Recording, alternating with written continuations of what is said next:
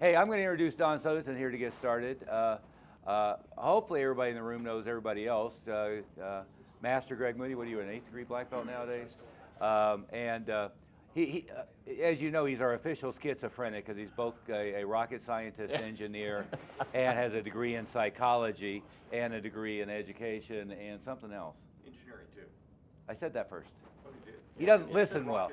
The not listening comes from the Engineering engineering side. difference.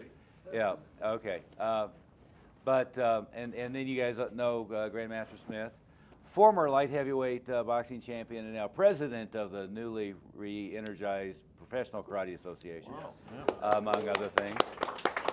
I want to introduce Don Sutherson. Who knows Don? Well, a couple. A few of you. Don, I'll give him a short version of your resume and your intriguing career path. You can correct me anytime. Yeah. Master or Grandmaster, what titles do you use in Tang Soo Do? I'm just subbing him. Yeah. Subbing him. Okay, well, we'll go with that. But you're one of the highest-ranking American Tang Soo Do stylists in the country. Could be, yeah. there's a lot of older people in the style still. Yeah. Americans or Koreans? Americans. Okay. So we'll go with that. But he used to have a chain of schools in the Hudson Valley. So if you don't know where the Hudson Valley is, you have New York City, the Hudson River goes north from there up to West Point, and there's a number of towns which would now be kind of considered Rust Belt, although it's doing a pretty rejuvenation up there.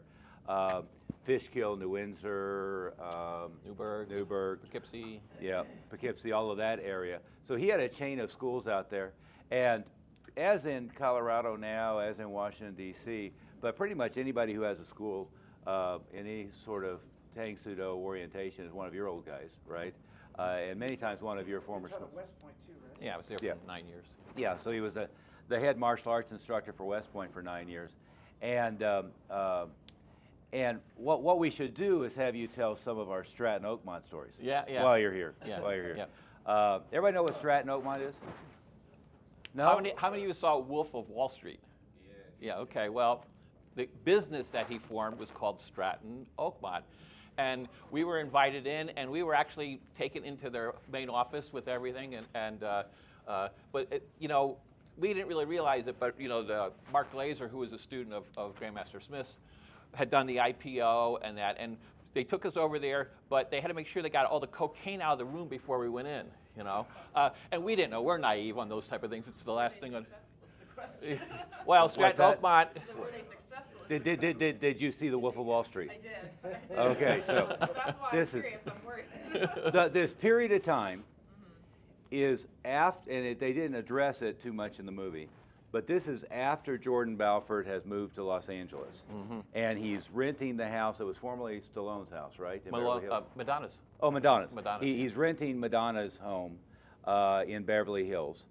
And so he had, the Securities and Exchange Commission had already basically said, you know, you need to be out and turn it over to somebody else. Which there's a scene in Wolf of Wall Street where he's going to turn it over to somebody else and then he backs out. He's hitting his chest. Yeah, and then he backs out of stuff. it, right? There's two IPOs pictured in the Wolf of Wall Street. In one of them, you have SEC agents in the conference room, and they're doing the IPO. They never say it in the movie, but that was Master Glazer Karate. That was pictured in the movie as the IPO they were doing at that time. The other one was, what's the shoe company? Steve Madsen. Yeah, Steve Madsen Shoes. And so we were there at the period where Mark Glazer had done the IPO. Jeff Smith knew Mark Glazer. I knew Mark Glazer. I didn't remember that I knew Mark Glazer, right? I mean, literally, we went to one of his schools. You took me to. Yeah. We took him to one of his schools at Paramus. Uh-huh. Beautiful school. We walk in the door, and the head instructor comes running over. Steve. He gives me a hug. It turns out it was Chuck Biddle. Yeah, Chuck Biddle. And Chuck goes, "Oh, Mark's going to want to talk to you. What are you doing here?" I said, "Well, I was just in New York, and Don brought me by, and you know, what are you doing here?" "Oh, I work for Mark now." And I'm still in the mode of like, who's Mark? Because when I was in Washington, D.C., Mark was coming in as an instructor. He was a student at American University. just as I was graduating from Georgetown, moving out here, right? So we had a little bit of an overlap, and then I had such publicity everywhere that even though I was young and had left, everybody there knew who I was because, you know, I'd just opened 6 schools and, you know, done all that stuff. But because Mark was overlapped with me for what, maybe a few months? I mean, like not much. But then later on, he had done the IPO. But one of the strategies that people use on those things is you go take over a bunch of other successful organizations. And the conversations we were having with Mark was basically going to be, we're going to merge Mile High Karate, Southerton Karate, and LaValle's organization. Yeah, and Kovar. Yeah, and that was tangential. It was maybe that, but it was basically, it was going to be my organization, Don's organization, LaValle's organization, and then perhaps Kovar's organization. We were going to kind of merge them all together with Master Glazer Karate. And so me and Don, you were already out there, but me and Don and Steve flew out, and this is like the VIP tour. He's wining and dining us, and we're going to go to Stratton Oakmont, and we're going to see this big, powerful IPO machine. And you know, my memory of it isn't nearly as good as yours. I don't know.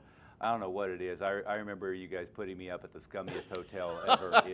So if you lived in the New York area, there was a hotel that they used to advertise all the time in New York City. I forget the name. It's the something of Broadway. It was awful. It was like the worst place you'd put anybody. We put them in there. So. I swear to God, I swear to God, they rented rooms by the hour in this place. And it was right off Broadway. But if you're ever at Broadway in Manhattan, and especially whatever this was 15, 20 years ago, there's really scummy areas around, you know, around the theater district. It was really nice. This was in the scummy area, right? You could at least put me up at the Marriott Marquis or something like that. Yeah, yeah. So, well, that would have been better. Yeah. But anyway, we go over to Stratton Oakmont because they're trying to wine and dine us with the idea of doing this thing, right? So pick up from the visit. Well, first, this is 1996. There you go. And in 1996, we're booming. Mile High, LaValle, all of us, we are at the peak of the industry. And so this is when, you know, for Glazer to go and take this thing and expand it, he really needs the top schools in the country. And he's recruited most of the people were former people June Rhee people that he could go and inquire, and he was taking out ads in magazines, you know, come there, work for this organization. So he really needed the support. But when we did go to Stroke, Mark was really embarrassed because, you know, the current CEO, who I think in the film, who's he played by? Jonah Hill. Yeah, Jonah Hill. But that's that guy. But they had to basically, Mark said, I have to go in. They have to clean out the cocaine before that. But you know, it was very interesting. But you know, we would have probably gone a lot further with this. But you know, Master Oliver was the only one that really had the brain power at that time, probably to do a financial analysis and realize this was all smoke and mirrors, you know. And actually, I went back to college many years later, and I did a accounting class, and we did it, and the professors were just blown away that how can we, but this is how Stratton Oakmont was able to take these companies and build them up. And at the time I was there, because I went to work for Mark after that, we had like $9 million in the account. And you'd look at your schools today and you said, gosh, you know, what if I ever had like $9 million, what you could do? And I was able to Sitting in cash. In cash, yeah. And I was able to do some wild things at that time, mostly using the ideas that Master Oliver had already put together in his system, how to recruit people. It was really sort of that very interesting. But in about a year and a half of that, you know, really, Mark realized that there were a lot of excellent martial arts schools out across the country, and that wasn't unique.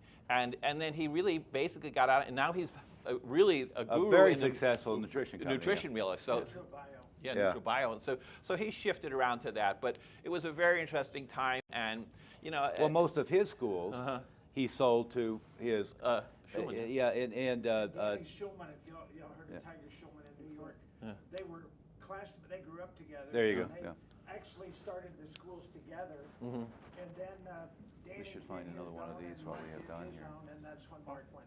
Yeah. You're like, So it was a very interesting. So you look at the martial art perspective, and Master Oliver has been definitely a student of all this. Is that you see all these things evolving over time, and so like a lot of times when we talk in these groups like this, it's always interesting because there's a lot of people who have been there and already done something. You know, it's not like you have to go back and invent this, and a lot of times it's not a matter of money. We had more money than we could ever do, but it was a matter of staffing. Finding that marketing at that time was really difficult because we were actually on Howard Stern, you know. We were actually on Howard Stern because we could spend that type of money. It doesn't make a difference because if you don't have a great school and that these were beautiful locations too. I mean, these were oh yeah, $75 a square foot wallpaper, Yeah, yeah, and yeah. you know. in primary markets, yeah. Great Neck, Long Island, Paramus, right, you know, at the junction of Highway, you know. But so what I learned there is it wasn't really a matter of money. It's you have to have the right talent, you have to have the right plan, and